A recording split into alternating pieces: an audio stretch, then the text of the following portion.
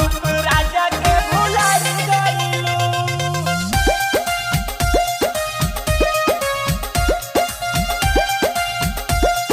Shri recording studio Lucknow. जब पहली बार भेटलू तू कुंडा के बाजार में, जब पहली बार भेटलू तू कुंडा के बाजार में, पागल कैलू गोरी हमरा के अपने प्यार में, पियवा के प्यार तू तो पाई गइलू, अनूप राजा के भुलाई गइलू, पियवा के प्यार तू तो पाई गइलू ये डार्लिंग, अनूप राजा के भुलाई गइलू। अनूप राजा के भुलाई गइलू।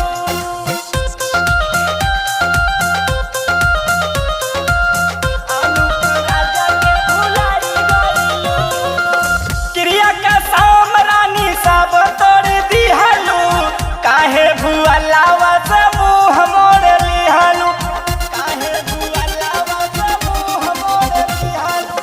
क्रिया का शाम रानी सब तोड़ दिहलू, काहे भुअलावा से मुँह मोड़ लिहलू।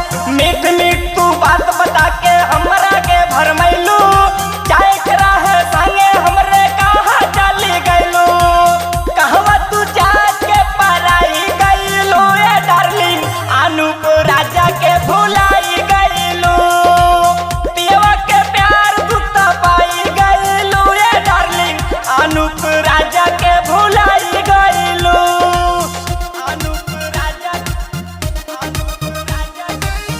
अनूप राजा के भुलाई गइलू, अनूप राजा के भुलाई गइलू। हरदम रहे रानी तोहर इंतजार हो, कैलू तू मजाक हम त कैली तोहसे प्यार हो, कैलू तू मजाक हम त कैली तोहसे प्यार हो।